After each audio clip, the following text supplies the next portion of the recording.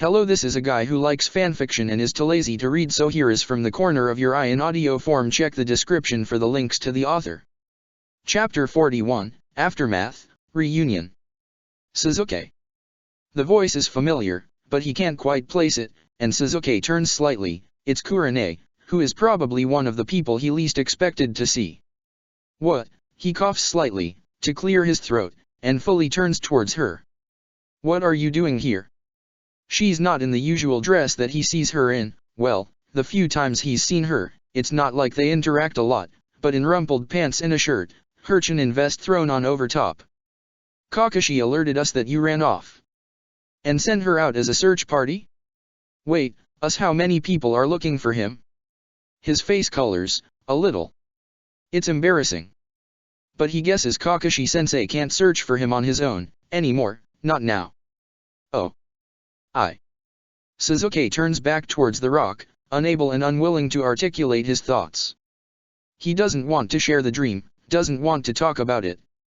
Between that and the way he had been seeing Kabuto as Itachi when he fought against him, Sasuke doesn't want to get benched. He doesn't want to be taken off of the roster, doesn't want to be seen as crazy, doesn't want to get stopped from getting stronger. Even if he doesn't know what's going to become of Team 7, at this point. There's a pause, a weight in the air, and then Kurane steps up beside him. She doesn't seem to care about the drizzle in the air. They'll be adding the names of those we lost tomorrow, she says. We're having a joint ceremony for the Hokage and for all the others we lost. Kurane sounds tired, and Sasuke glances up at her. Did you know Anko? He asks quietly, after a moment. She dips her head, just slightly. We were lovers, she says, and Sasuke wonders how she can be this steady, be this calm. Asuma, Anko, and I, we were all in love. And what, really, what can he say to that? He barely knew her, as much as Sasuke's certain Mitarashi Anko will haunt his dreams and his goals for the rest of his life. He didn't know her. The only words he spoke with her were while she was dying in front of him. To love her. And oh, God, Asuma had been the one that saved him. Sasuke knows the pain of coming upon the corpses of those you love.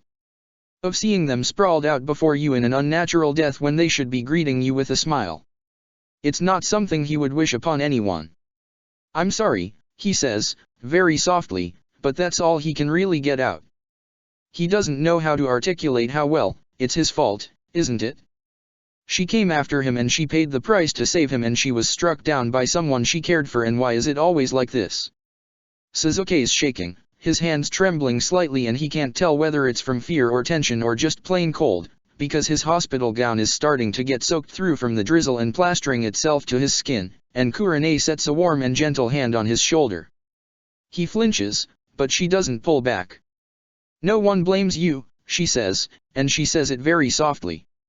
He doesn't understand how she has the control to speak like this, to tell him this, because he barely knew Anko-sensei and all he wants to do is cry. Anko made the choice to go after you and to save you, and she wouldn't regret it, Sasuke. She turns him lightly, so that he's facing her, looking up at her, and God, her eyes are so sad, a familiar warm red that smiles kindly down at him. I would make the same decision, even if it cost me my own life. That startles him. Sasuke stares, openly, and his question is written into every feature of his face. Kurane's hands squeeze his shoulders. We're all behind you, Sasuke, we're all with you. Me, Asuma, Kakashi, Guy. All of your fellow genin, all of Konoha. It seems wrong.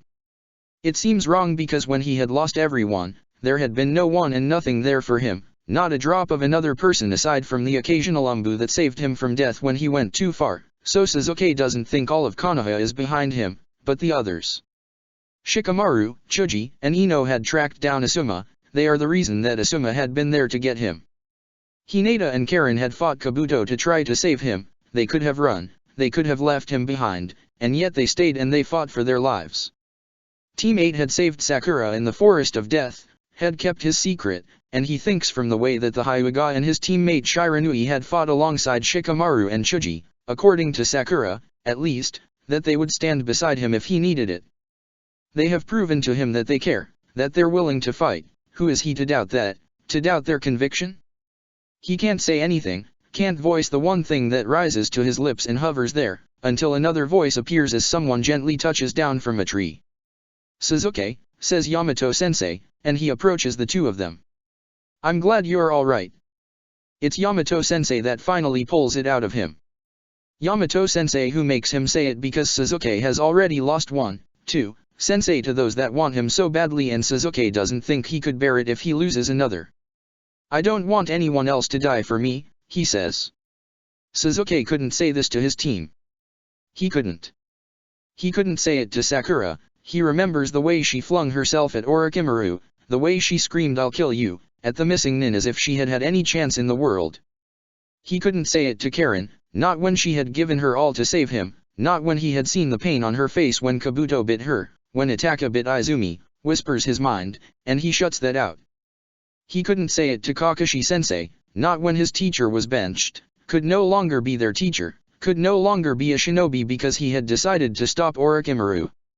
He definitely couldn't say it to Naruto. But to Kurane-sensei, whose warm red eyes make him think of the ones he's lost, who feels so much more keenly the cut of the loss of Anko-sensei. But to Yamato-sensei, the one who has guided him every step of the way over the past month, who showed him how to hold a sword and taught him to calm and shared stories that made the hurt of him just a little less. Yes. Kurane-sensei's eyes widen, and then she's drawing him into a hug, drawing him into an embrace, and he stiffens, uncomfortable, not sure how to react to this because she's warm but he also really doesn't know her too well, but it thankfully doesn't last long before she lets him go. "I know," she says, and she says it very softly. Her eyes shine with unshed tears and Sasuke really hopes she doesn't cry because that honestly might make him start crying again. I wish it were that easy. Yamato-sensei is right there, having moved up as quiet as a mouse, and he puts a hand on Sasuke's head. "Come on," he says. "Your teammates are worried."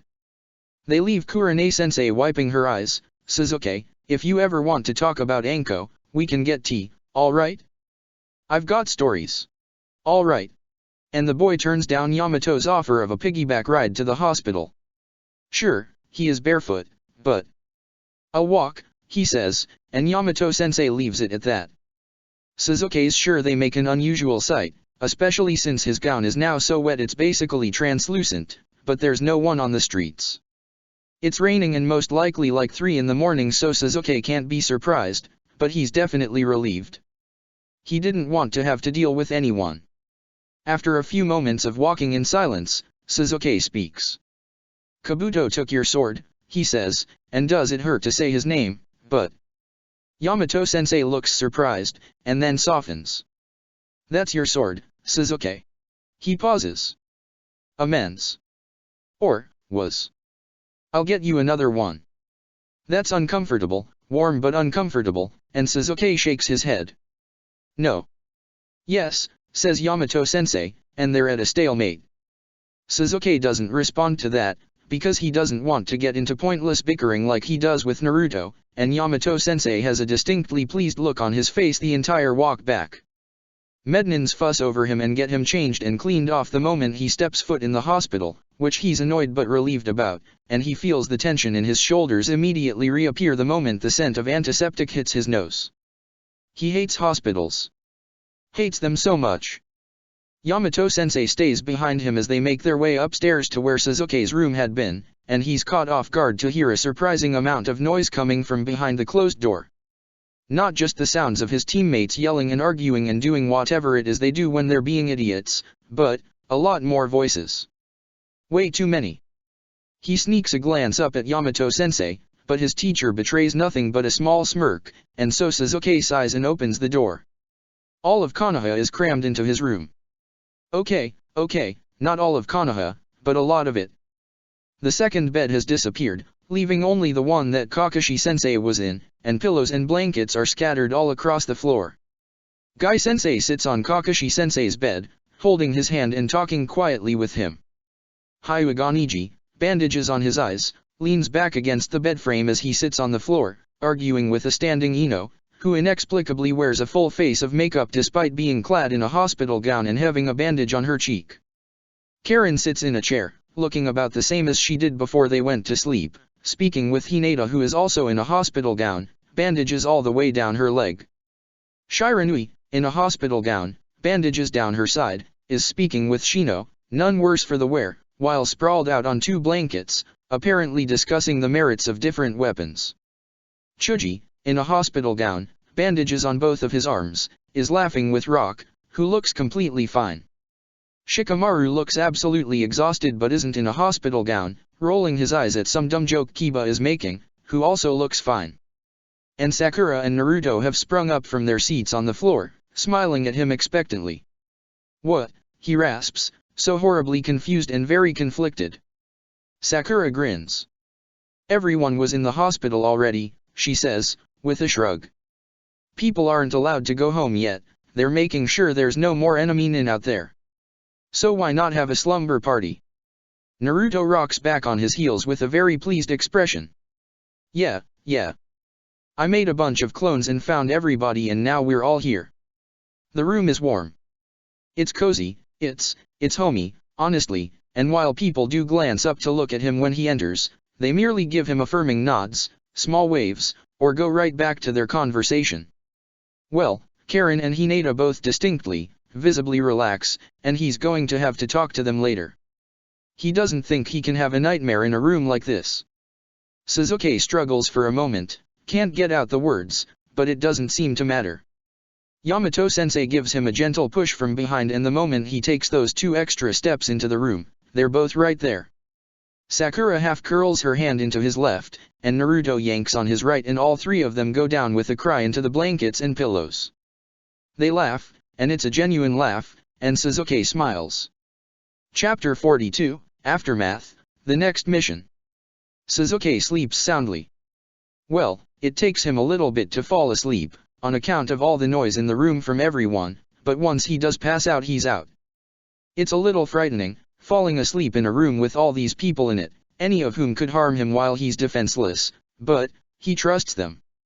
Trusts them enough to sleep with them nearby, at least, but Sasuke supposes some measure of trust is better than none at all.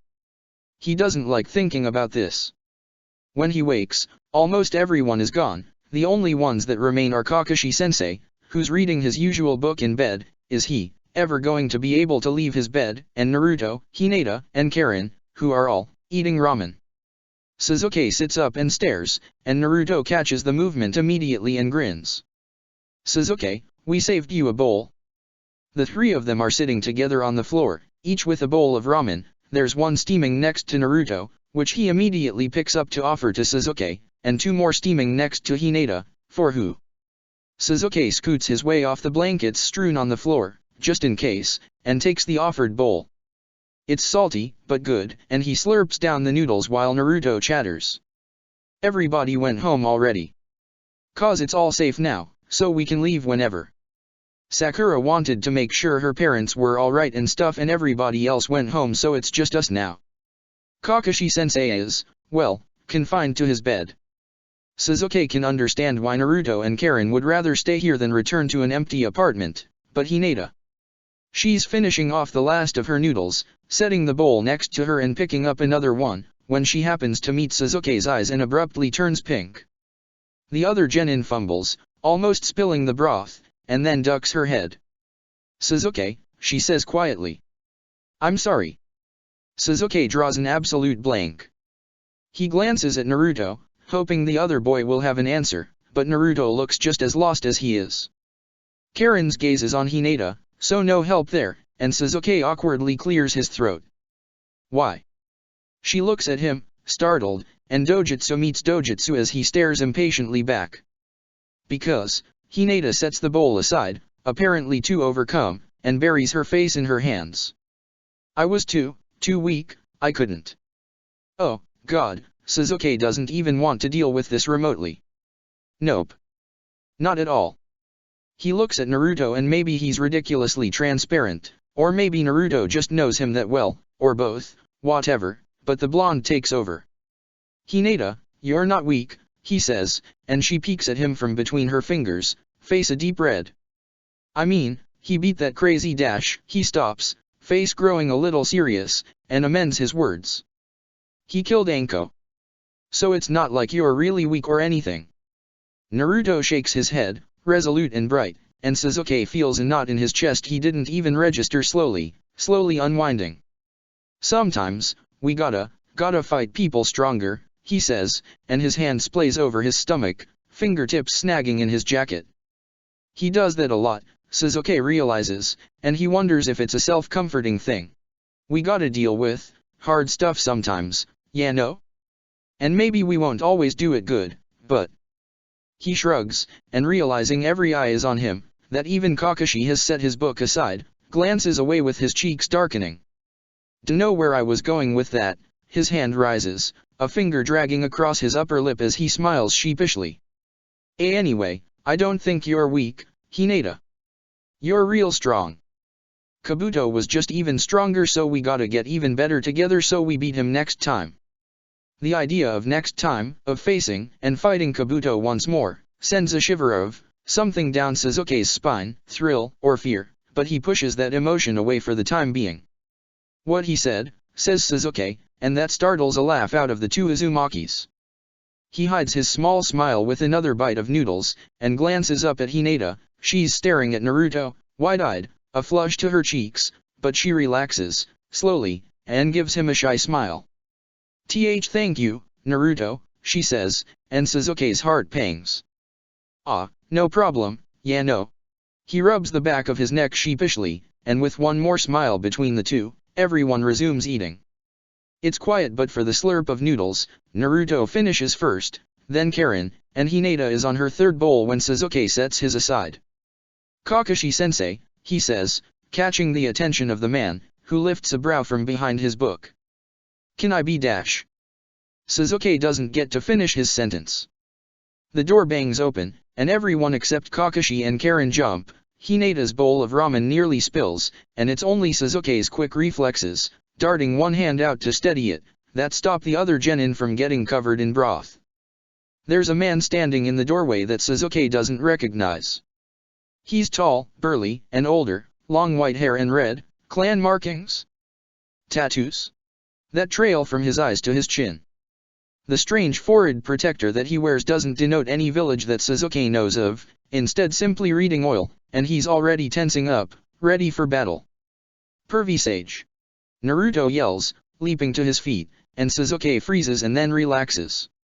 Oh! The man that trained Naruto while preparing for the Chunin exams. Naruto had mentioned him, that he was strong and powerful as well as a pervert, though, really, that could just mean he reads porn like Kakashi-sensei, but Sasuke had never gotten the chance to meet him. Naruto, he says, but he says it calmly, sadly, and gives a small smile, setting a hand on the blonde's head. Hey, kid. Are you doing okay? Not hurt or anything? Naruto shakes his head. Nah, I'm fine. I'm just here cause of Sasuke and Kakashi-sensei. The man glances over at Kakashi-sensei, who gives him a respectful nod that the sage returns, and then flickers over to the other three. Karin, he says, who gives him an uneasy smile, she recognizes him, clearly. You must be the Sasuke I've heard so much about, the man says to Sasuke, which makes Sasuke kind of really uncomfortable because what has Naruto been saying? And as Naruto sputters in the background, he looks to the last member of their group. And you are? She flushes, looking down at the ramen bowl in her hands. Hyuga Hinata. Ah, Hayashi's kid, he says, and when she flinches at that, the man turns back to Naruto. Kid, he says. I need you to pack your bags. We're going on a trip tomorrow, after the funeral. Naruto's eyes go wide. Eh? Really? Where? He puffs up a little at that. To go get my teammate, Princess Tsunade. The other legendary Sunin. Three kids stare at him blankly. Hinata doesn't look up from her bowl of ramen. Who? Asks Karin after a second, and he deflates. You'll meet her soon enough, he says. Ah, Lord Jiraiya, says Kakashi-sensei, and Sasuke is so glad to finally have a name to put with this strange man. Why do you need my student? Yeah, asks Naruto, nodding vigorously. Why do you need me, pervy sage? I got stuff to do, yeah no. Jiraiya completely ignores Naruto, turning towards Kakashi-sensei and folding his arms. She's not going to want to come willingly to be Hokage, you know that. So I need this kid here to help her convince me. Naruto, convincing someone else to be the Hokage? Sasuke feels like he woke up in opposite world, or something. Would that make this IWA? Kakashi hums, stroking his masked chin and considering it. I suppose Naruto can go with you, if you take Sasuke as well. Wait, what? Wait, what? Both Naruto and Sasuke chorus at the same time, before exchanging confused glances with each other. Karen just looks plain uncomfortable in the background and Hinata looks like she wants to sink through the floor. Jiraiya shrugs. Sure, we can make it 3, he says, and then he straightens up with a grin and gives a little bizarre dance. Great. You need to pack, brat, and then I, the great and gallant sage dash. His dance has moved him back a few steps, and Naruto takes advantage of that to shut the door in his face. And then lock it. The muffled cursing is great to hear, and even though Jiraiya tries the door and finds it locked and Sasuke knows he could easily break it down, he doesn't, and they hear the fading clack of his footsteps. Nobody wants to break things in the hospital, because that's a one-way ticket to Medin in hell. Kakashi-sensei, exclaims Naruto, rounding on their bedridden teacher. What the hell? I don't want to be alone with the pervy sage for a trip. He's a pervert. Their teacher says exactly what Sasuke had been thinking. Ma, Naruto, don't you call me a pervert, he asks, waving his little orange book gently in the air. Naruto flushes but presses on. Yeah, but you just ready those books, he dash.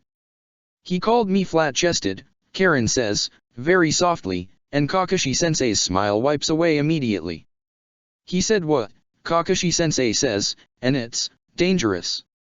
It's a dangerous-sounding voice and the last time Sasuke heard that, he and the rest of Team 7 had been chased around by Kakashi-sensei's dogs for an hour. Naruto is either an idiot or obscenely brave, or both, because he presses on. Yeah.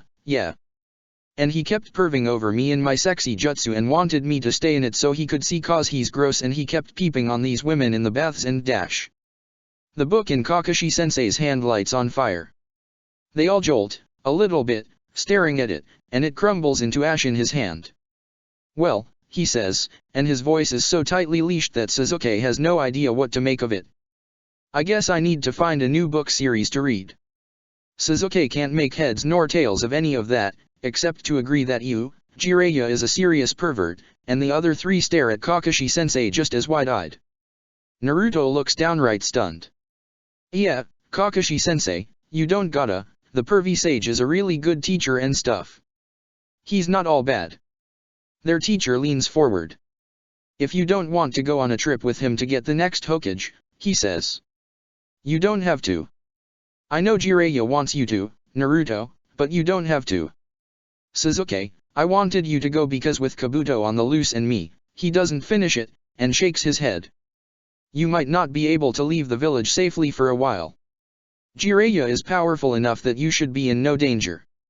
But neither of you have to go with him. I would have said no, if you had told me about him earlier, Naruto.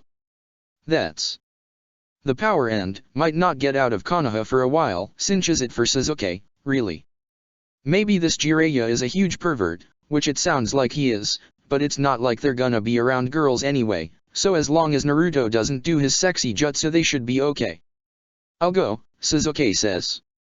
Naruto whips around to stare at him, surprised, and then nods. Why yeah, then I'm going, too, he says. Karen bites her lip. I don't think I want to go, she says softly, and she looks so torn, like she's betraying them by saying that, but Kakashi-sensei shakes his head. As your Jounin-sensei, he says, and oh does she stare at him for that sentence, I won't let you go, anyway. His eye crinkles into a smile. You and Sakura can stay here with me, I'm sure we'll find stuff to do. Karen returns the smile, very slightly. Okay, she says. Hinata bows out almost immediately after that, taking all the empty ramen bowls with her, and Sasuke kinda feels bad. Just a touch. Maybe. Because that was an awkward enough exchange and he was part of it, versus Hinata who was just an uncomfortable bystander. Oh, well. She was the one who decided to stick around, after all. As soon as she's gone, Sasuke remembers to ask the question he had been about to ask before that whole intrusion. Kakashi-sensei, he asks. Can I leave? Interesting question, his teacher says, frowning thoughtfully under his mask. Can you? Are you physically able to leave, Sasuke, or will someone need to carry dash? Kakashi-sensei. The man has the gall to chuckle a little bit, smiling. Yes, he says. You're free to go. Naruto lets out a hoop, like he had been the one trapped in here, and grins. Yes. Let's get out of here, then. Karen smiles. I need a change of clothes, she says, honestly. Sasuke's about to feel bad for Kakashi-sensei, leaving him all alone like this, before he smiles. Wait, he says, and he glances around the room. Blankets are strewn everywhere, same with pillows, a bunch of snack wrappers scattered around as well. You have to clean all this up, first. They all groan. Chapter 43, Aftermath, Yakushi Kabuto. See you tomorrow, says Naruto, as he and Karen head towards their apartment, and Sasuke gives them the barest hint of a nod as he traces the familiar path to the Uchiha compound. The clear effects of battle are everywhere, scorch marks on buildings, walls caved in, the occasional stain of blood, but no bodies. None, at all, and Sasuke is absurdly grateful to whatever cleanup crew made the rounds before they let people out on the streets. The compound is untouched, though, and Sasuke pauses in the entrance. Not a single blade of grass has been disturbed, not a rock so much as touched. It's as empty as ever, filled with nothing but ghosts, and he hunches his shoulders as he heads inside. It's a far cry from the warmth of the hospital, and he wonders at the fact that a hospital sounds welcoming, now. I'm home, he says softly as he enters the house, toeing off his sandals by the door, but he doesn't linger. He can't. The weight of the silence feels too much weighing down upon him, and he can't even think about it, doesn't want to. Sasuke strips and showers, scrubbing his skin in the hot water until it's raw and red, and then hunches down on the tiled floor and tries to just breathe. The beat of the water, the sting as each droplet hits him and the noise it makes as it clatters against the wall of the shower, it helps. It does. It's something grounding, something that exists in this silent place, and when he gets off and dries himself off, he leaves the shower on.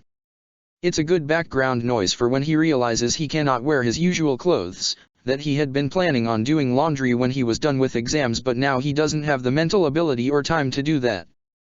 He tosses on a pair of gray shorts, because he does have those, and wanders out into the neighborhood to a few houses down. I'm borrowing some clothes, Izumine, he calls out into the quiet house, and heads for her bedroom. She has a high-collared, sleeveless purple shirt that he pulls on, and it fits him pretty well. She was his age when she died, after all. The thought makes him shiver, sends tremors down his spine and he knows he needs to leave immediately. He's out before he even thinks about it. Out the door, out on the street, headed into the rest of Konoha. He can't handle the silence, can't handle the ghosts hanging over his shoulder, not after all the company he had had last night. Of course, Sasuke has no idea where he's going. He has no idea where Sakura's house is. He was just at the hospital and doesn't want to go crawling back to Kakashi-sensei. He just saw Naruto and Karen and how pathetic would it be if he told them he couldn't even handle an hour of being alone. Sasuke. He turns, and it's Ino. She looks tired, as Sasuke is sure all of them do, clad in simple black pants and an orange t-shirt. She's holding a vase with flowers in it, and Sasuke stares at it for a moment before meeting Ino's gaze. He's not sure what she sees, but she sees something, and she gives him a small smile. Want to walk with me? I'm going to visit Gaara. Okay, he's interested, and he falls into step behind her as she leads the way, a path that Sasuke isn't familiar with. Gaara's here. She nods. We captured him and his team, and some other sand shinobi. I'm not sure what we're going to do with him, since we don't have a Hokage. Ino sounds worried, and Sasuke shrugs, glancing away. We're going to get her tomorrow, he says. Me and Naruto and the sage, Jiraiya. Her eyes go wide. Her? Princess Tsunade is going to be the next Hokage. Sasuke's not sure how Ino knows who Tsunade is and Sasuke doesn't. Yeah. They don't talk. After that, Ino leading the way to a completely nondescript building that Sasuke has passed by thousands of times and never thought twice of. It looks like a house, like a random average civilian is living there, and Ino knocks on the door. A woman with short dark hair, a white bandana wrapped around her head, answers the door. She looks like a civilian. Like a plain, ordinary civilian, clad in a blue dress and without a headband in sight. Ino, she says, and she doesn't sound surprised. And Uchiha Sasuke. To what do I owe the pleasure? Ino offers up the flowers, and the woman takes them. Oyon, could you give these to Gaara? And tell him they're from me. I know I can't visit him yet, but... She smiles, just a little. Of course. I'm sure he'll appreciate it. Come by for dinner sometime, all right. Ino smiles back. I will. I'll make something for everyone tomorrow and have Dad bring it by. Oyon reaches out to pat Ino's head. You're so sweet.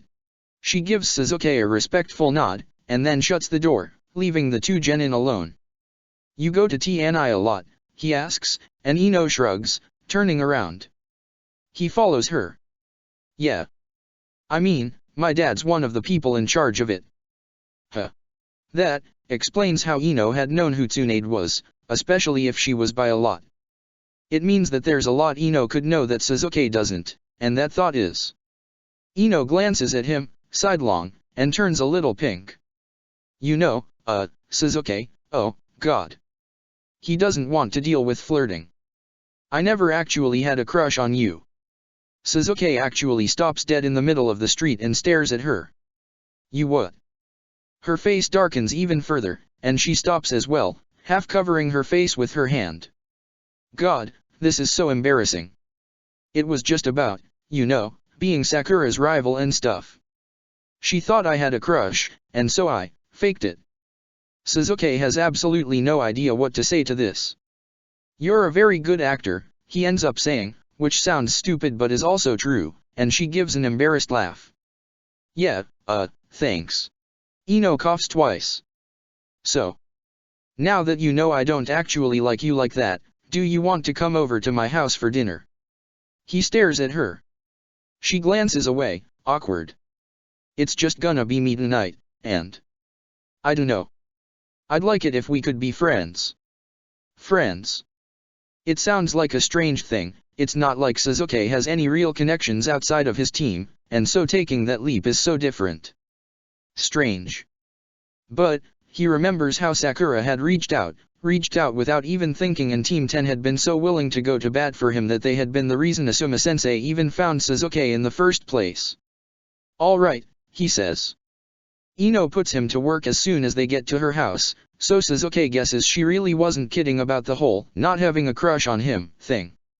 They both cut up vegetables, and Ino cooks them over the stove and combines them with rice and a sauce that, as she says with a wink, is a secret family recipe, and then they both eat together in the kitchen. There's a family picture hanging above the stove, and Sasuke studies it while they eat. There's Ino, looking to be maybe 5 at most, the cropped blonde hair that he remembers she used to wear. An older boy with orange hair, a hand on Ino's shoulder. A man that could only be Ino's father, dark blonde hair and looking so similar to her, and another man, a brunette that is wholly unfamiliar. Ino follows his gaze and smiles. That's my family, she says. My dad's, me, and my cousin Fu. The blonde one is one of the heads of TNI, but my other dad specializes in undercover work, he's on a long-term mission right now. She stops, at that, but Sasuke's curious. And your cousin? Ino stares at her plate. He went missing, she says. Years ago. We never found him. Oh, says Sasuke, and they don't speak after that. He helps her clean up, to wash the dishes and put the rest the vegetables away in the fridge, and Ino gives him a glance. You know, she says. If you want, you could spend the night. It's a nice offer, but one he'd feel weird accepting. Really, really weird. So Sasuke shakes his head, and she accepts that. Ino, he says, as he slips his sandals on at the door. Do you know a lot of Umbu? Ino shrugs. Maybe I do, maybe I don't. Why? He hesitates, because he doesn't want to and yet he does, but he should ask. He needs to ask. Sasuke realizes, now, his fellow genin would give their all for him, simply because he's one of them. They'd give their all and even more, and he didn't realize. He wonders if he would do the same.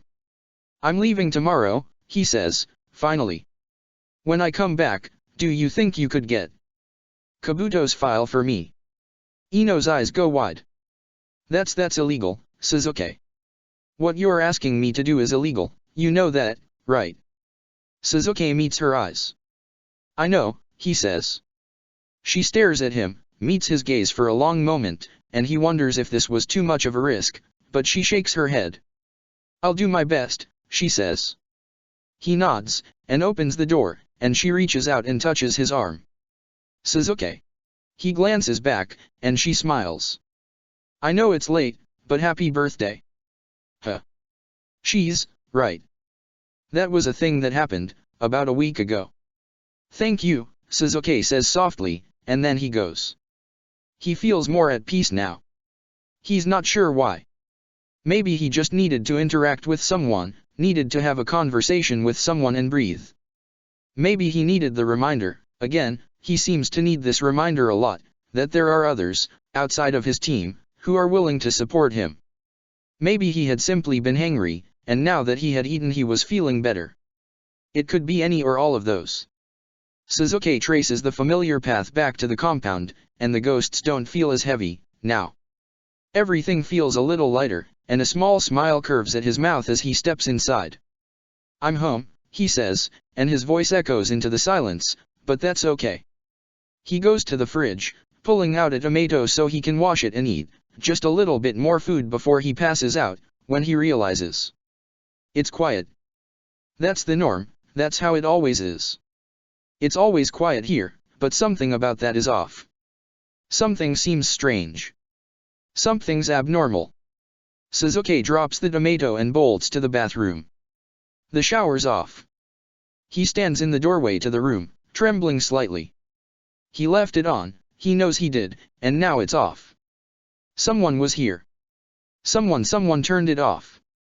Even if it was Numbu stopping in and turning it off to save water, the idea of someone being in his house makes him want to throw up. No one goes to his house. The only person that's been in his house aside from him was Kabuto. He turns his head, oh so slowly. There's a senbon in the wall, next to his bathroom mirror. No, it's not just a senbon. It's more than that. It's dozens of them, carefully marking out a statement that haunts his nightmares. You're one of them, reads the wall, and Sasuke stumbles forward, lurches to touch it and make sure it's real and not a figment of his deranged imagination, that he's not losing it again, and he kicks something across the floor. He looks down, and it's his sword. The blade is out, and the boy reaches down to pick it up by the handle, turning it slightly so it glints in the harsh lights of the bathroom, and it's red. Blood red. Anko's blood red. Sasuke drops the blade and screams. Chapter 44, Aftermath, Sakura Interlude. Sakura is grateful her mom and dad are more happy that she's safe and sound, for the moment. They had asked after her bandages, of course, pressed that she really was okay, and her dad had gotten that thin pinched look in his face that he gets when he thinks about her and being in danger, but they hadn't pressed. Right now, the Haranos are more happy that everyone is safe. They can deal with the other things later. She locks her door carefully, and makes sure that her window is locked and her curtains are 100% drawn. No one can look in. No one can get in. It's just her.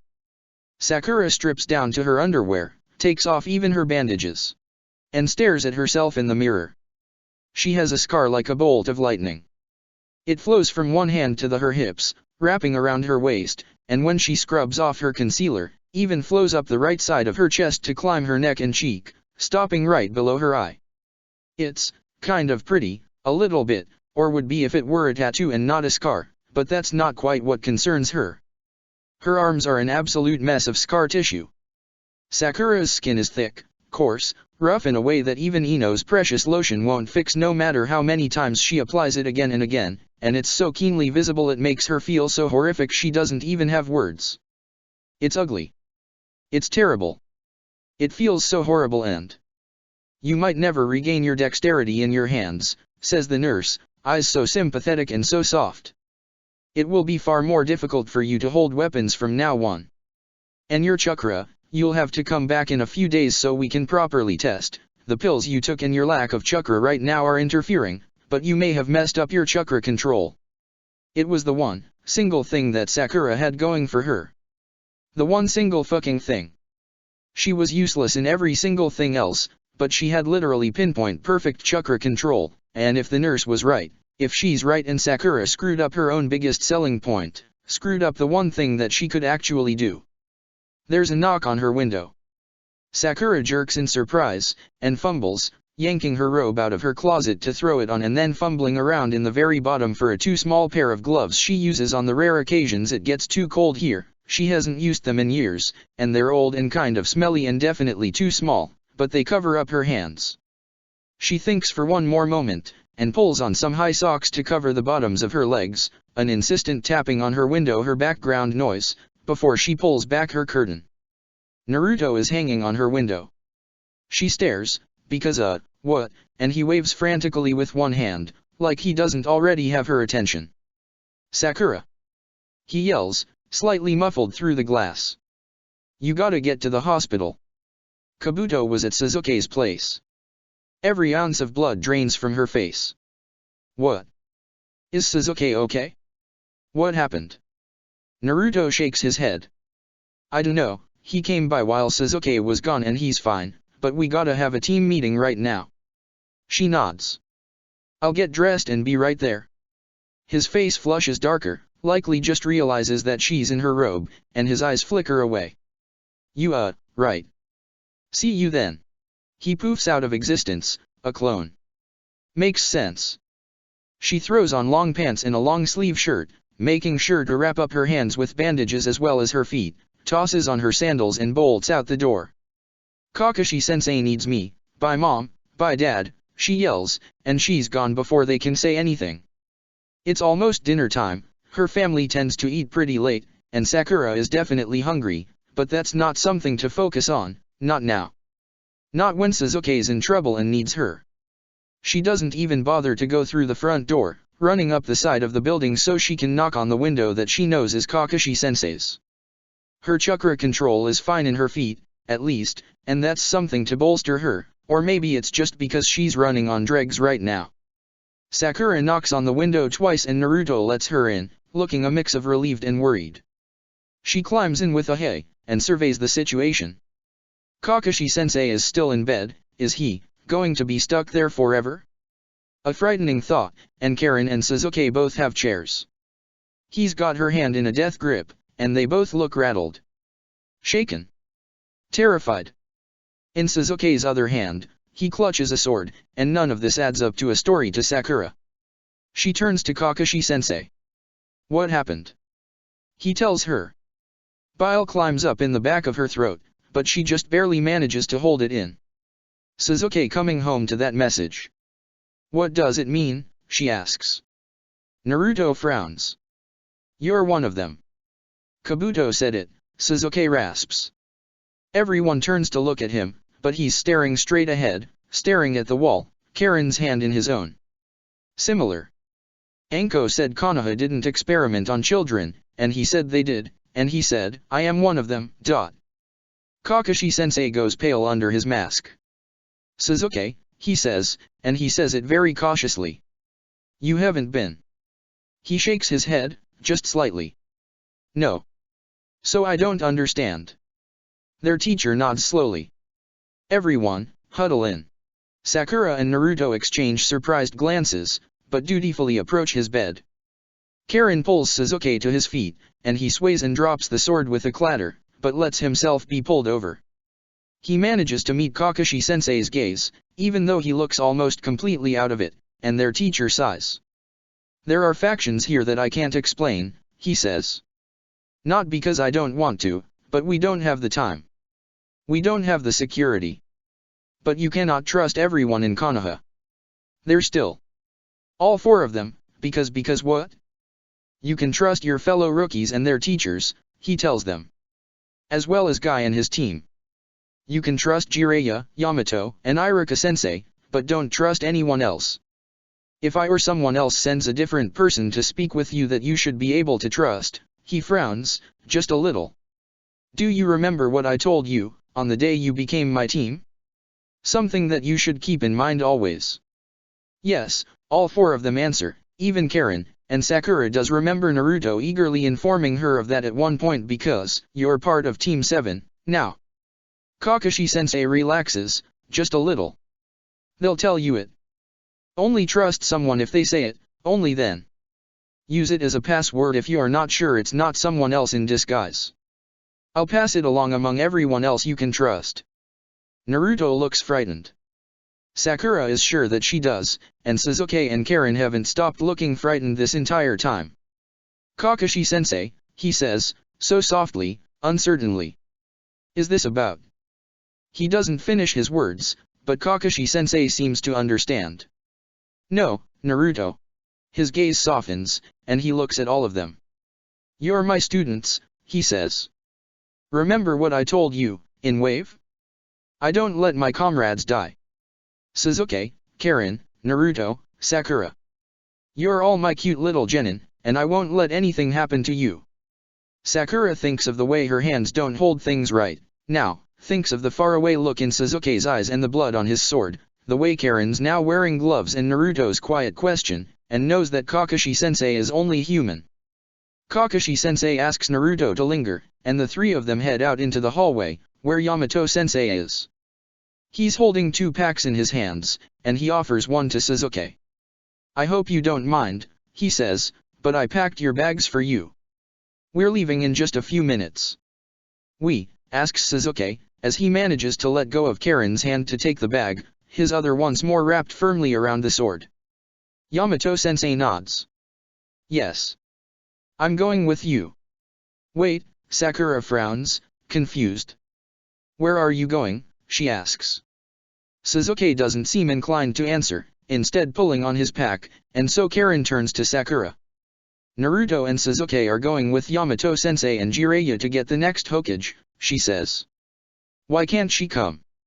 Sakura is literally about to voice that exact thought when her mind catches up with her, circling one single name on that list, Jiraiya. Oh, no, she's okay not going then. That's fine. Okay. The door slides open behind them, and Naruto emerges. He takes his pack easily, and then turns to Sasuke. You know, I was wondering, why are you wearing a dress? Sakura frowns, and takes a closer look, and Sasuke kinda is. She had only really seen purple, before, but he's wearing a short Kippyo dress that's kind of similar to her previous one. No sleeves, a solid purple and no zipper with long gray shorts underneath. It looks good on him, though, honestly, Sasuke could probably look good even in Lee's jumpsuit, but yeah, why is he wearing it? He blinks twice, slowly, and shrugs. I didn't realize that's what I grabbed. I don't really care. It looks good on you, Sakura tells him, and Naruto nods next to her. Yeah. I like the purple. He looks at them all like they're crazy, like he can't even believe that this is what they're discussing right now. Okay, seriously Sasuke, if she thinks about the actual problem they're facing right now she's going to scream, but a line of tension leaves his shoulders. Sasuke mutters, shaking his head. Whatever. They head to the gates, the 5 of them, after saying their goodbyes to Kakashi-sensei, and Sakura glances over at Naruto. Hey, Naruto, she asks. What was that about? He looks back at her, surprised. What was what, Sakura? You know, you asked Kakashi-sensei about something. And then he asked you to stay behind. Oh. That. Naruto grows quiet for a second, and he looks down. When I get back, Naruto says. I have something to tell you. Okay, Sakura says, and she really wonders what it is. She glances down at her hands, and, by the time they get back, she'll have gone back for tests. She'll know, for sure, if she's turned herself into a complete failure of a ninja. When you get back, she says. I'll have something to tell you, too. Okay, says Naruto, and they share a smile. Sakura gives them both hugs at the gate. Naruto returns the hug eagerly, squeezing her back and lifting her off the ground, and they hold it for maybe a touch too long. You be careful, she tells him, very seriously. You look after Sasuke for us. I promise. Karin trades off and goes to hug her cousin, and Sakura approaches Sasuke slowly and wraps her arms around him. For a second, she doesn't think he's going to hug back, but he slowly lifts his hands and curls them in the back of her shirt. Stay safe, Sasuke, she tells him. And look out for Naruto for us. You know he can't figure anything out alone. That startles a small snort from him, and he exhales heavily into her shoulder. I will, he says, very quietly. You don't have to worry about us. We'll be okay. It's my job to worry, Sakura says, but she leaves it at that. The four of them head off. Jiraiya leading the way, his sandals clacking cheerily with every step. Yamato-sensei hangs back, a shield against any that may come up from behind. Naruto and Sasuke are in the middle, and as she watches, Sakura sees Naruto reach over and take Sasuke's hand.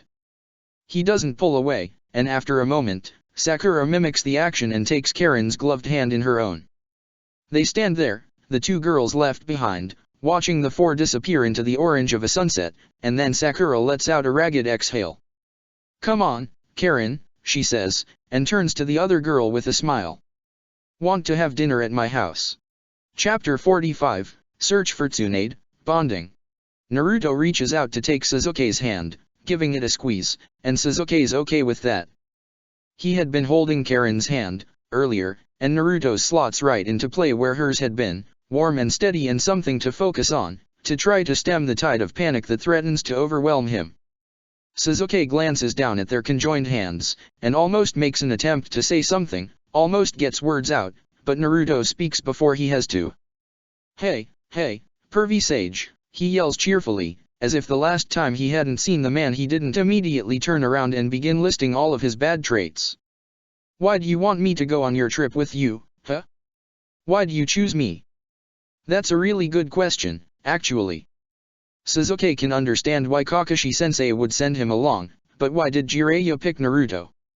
The white-haired man hums, as if considering it. Well, he says, I taught the Yondaime. And you look a lot like him, that's all.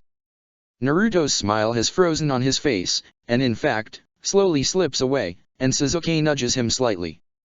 Naruto, he murmurs, not wanting to make a scene. His teammate shakes his head. Later, he says, and okay, Sasuke will let that be. He needs to remember to ask, though, if Naruto doesn't, and ask as soon as possible. He hadn't gotten the secrets of the Sharingan from Kakashi-sensei before they left, hadn't gotten a moment to figure out how Kakashi-sensei made the first Hokage disappear like that. Yeah no, Naruto says, remarkably recovering as if he had never had that moment of weakness in the first place, if I'm as cool as the Yondaime, that means you're gonna teach me a technique, right, pervy sage? The man gives Naruto an absolutely done look. Sasuke relates. How many times do I gotta tell you it's Jiraiya? Not pervy sage. I'm a Sunin. What, says Naruto. Yamato-sensei, quiet behind them, thankfully cuts in. The Sunin are a legendary team of shinobi that were taught by the third Hokage, he says, smiling down at the two of them. Lord Jiraiya, Orochimaru, and Princess Tsunade are three of the Sunin. Sasuke can't remember if he already knew this or didn't, really, everything's sort of jumbled up in his brain right now, but it's new information to Naruto, and he nods thoughtfully. So Princess Tsunade's the one we're getting, right? She's gonna be the next Hokage. Yes, says Jiraiya, spinning around so he's walking backwards and facing them. Because if we don't get her, they'll make me be the Hokage. Naruto looks terribly unimpressed. Sasuke feels about the same. You'd be a terrible Hokage, says the blonde, and he speeds up to walk right by Jiraiya, tugging Sasuke along with him. Yamato chuckles softly behind them and slips by as well, so it's Jiraiya in the rear. Better, probably, and Sasuke manages to find his words. Yamato-sensei, asks Sasuke, since Jiraiya wasn't really responding, will you teach us a jutsu? Yamato glances away, shifting uncomfortably. Ah, well. Naruto lights up, twisting to beam up at him. Yeah, Yamato-sensei. Teach us some jutsu. Come on. He pulls one of those faces. Sasuke is used to Yamato-sensei being mildly frightening at times, and lets the ice run down his spine but keeps his composure. Naruto, however, has never seen Yamato-sensei pull one of these faces, and staggers back a step, terror in his eyes. Say. Please, says Yamato-sensei, and Naruto nods frantically. Please, Yamato-sensei, teach us a jutsu. Immediately, the shadows and terror disappears and their teacher smiles gently at them. Of course I'll teach you a jutsu, he says, and Jiraiya just laughs in the back. It's not a very complex jutsu that Yamato-sensei teaches them, and in fact, is not an offensive jutsu at all. Sometimes, he says, you need to see in a dark place and you won't have anything else. It's a good one to have in your head. All it is a simple ball of light, hovering over your palm. Sasuke concentrates as they walk, and in fact, the growing darkness does seem to help him focus, but it's difficult. He manages to get a ball of light, but it flickers, doesn't stay steady, and definitely doesn't rise into the air over his palm, instead sitting on it and stinging a little. Naruto doesn't even manage that, which means his awful chakra control is still a thing, and really, how ridiculous is it that Naruto can make such a ridiculous amount of clones and yet not create a simple ball of... Hey, Naruto says, interrupting Sasuke's train of thought. Can we stop here? There's a shrine on the road, a very simple one with 2 bells, and Naruto doesn't even wait for an answer before he's bolting up the stairs, dragging Sasuke along with him. Since we're gonna miss the Hokage's funeral, he says quietly when he gets to the top, and finally releases Sasuke's hand. Oh. Sasuke stares up at the bells, and then closes his eyes, clapping his hands together. Lord Hokage, he thinks. I'm sorry I doubted you. There's a million more things that come to mind, a million more, but he doesn't know how to articulate them, how to form them into coherent thoughts. He hadn't trusted the Hokage, and yet the Hokage had given his life for the entire village. And he hadn't known Anko-sensei, yet she had given her life for his. I would make the same decision, Kurane-sensei's voice echoes in his head, from just the other night, and it's still so hard to believe. That so many would be willing to, and yet, would Sasuke give his life for another? Would he really? Naruto turns at him, smiles at him, and Sasuke gives him a small smile back as the blonde goes to cheerfully ring one of the bells. Yes, he would. He already had, even before he really knew his team, and now, there's not a single doubt in his mind. By the time they reach Shakuba town, it's dark. Sasuke's managed to get the ball of light to hover above his palm consistently, but it still flickers or dulls into darkness. Naruto managed a burst of light that blinded Sasuke for several minutes, which Sasuke had punched him for, once he could see again, but other than that, hasn't managed anything. It's okay. Yamato-sensei leads the way to a decent-looking inn, and Jiraiya takes a look, nods, and then gives them all a jaunty wave. I'll be back, he announces with a grin, and runs off into town. Yeah, Sasuke really doesn't want to think about what the pervy sage is going to be doing tonight. A room with 2 beds, please, Yamato-sensei requests. He glances back at the 2 of them. You don't mind sharing, right? Sasuke silently shakes his head and Naruto shrugs. It's fine, he says, rocking back on his heels. We did it yesterday, anyway. Yamato-sensei nods at that, and turns back to the receptionist, taking his key, and leading the way. We'll leave Lord Jiraiya to figure out his own room, he says with a thin smile, and Sasuke snorts. Naruto giggles. Serves that pervert right. Naruto grabs the shower first. Sasuke doesn't need it, he just washed that morning, and ends up getting water all over the floor. Sasuke uses the blonde's dirty shirt to mop it all up so he can brush his teeth and change into his usual t-shirt and sweatpants for sleeping, and when he emerges, Naruto's sitting on his bed in his pajamas, meditating. Yamato-sensei's nowhere in sight. Where's Yamato-sensei? Sasuke asks, since that seems to be the pertinent question. Said he'd be right back, Naruto says, opening his eyes. And he's like, keeping an eye on us or something, I dunno, but he said we don't gotta worry about getting attacked or nothing while he's gone. Sasuke hadn't exactly been thinking about being attacked, but okay, that's good to hear.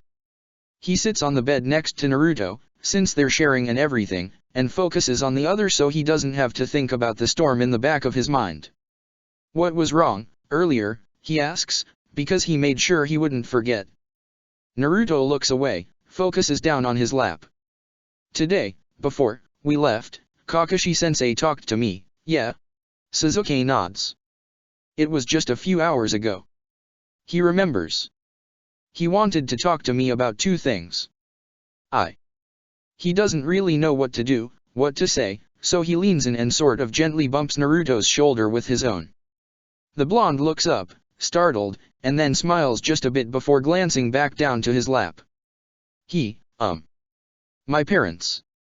He told me about my parents. Naruto takes a deep breath, inhales and exhales. The old man, he made it a law, that I couldn't know. So Kakashi-sensei, he told me before we get another Hokage, just in case she, makes it illegal, too. A law? Sasuke stares at him. Who are they, he asks. My mom, her name was Uzumaki Kushina, Naruto says. She was from Uzashio, Makes sense, I guess. And my dad. He takes another deep breath, and Sasuke has to wonder what's so hard about this, why is this so difficult, but, he always knew his family, knows them far too well. My dad was the fourth Hokage. What, says Sasuke.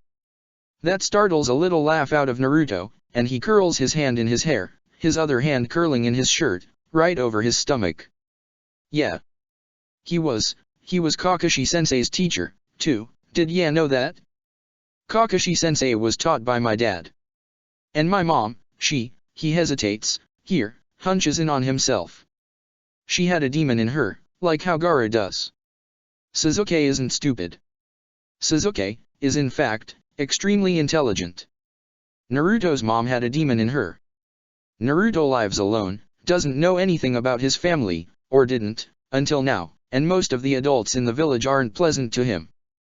He has a crazy amount of chakra, has a secret that Kakashi-sensei knows but that Sasuke doesn't, and his dad died defeating the Kyuubi and Naruto was born almost 13 years ago in the same month the Kyuubi attacked. It's in you now, Sasuke says, and it isn't a question. It's a statement, and from the way that Naruto flinches, he realizes that Sasuke knows now and there's no taking back a secret like that. He takes in the way that Naruto hunches in on himself, the way he holds himself and how he can't even look up to meet Sasuke's eyes, and does the only logical thing. He tackles Naruto. Naruto yelps and struggles and they wrestle for a moment and fall off the bed, where Sasuke pins Naruto the ground, sitting on his stomach and holding down his arms. Idiot, he says, and when Naruto just stares up at him with wide-eyed, he lets go of his arms, but doesn't get up. Do you really think I care? You really think, what, I'm going to tell you to leave? The blonde opens his mouth and Sasuke shakes his head. Shut up. Moron. Of course you think that, stupid. He leans over, until there's only inches between their faces. You're still the same idiot you've always been, Naruto, Sasuke says, meeting his gaze. So shut up. That's when he rolls off Naruto, shoving off of the other boy to flop on the floor next to him, sprawled on his back. They're both breathing a little hard, not too much, not exhausted or sweating but just worked up. Thanks, Sasuke, Naruto says, after a second. Sasuke glances at him sidelong, and Naruto turns his head to meet his gaze, and maybe there's a hit of a flush to Naruto's face, but he plows on. You're my best friend, bastard.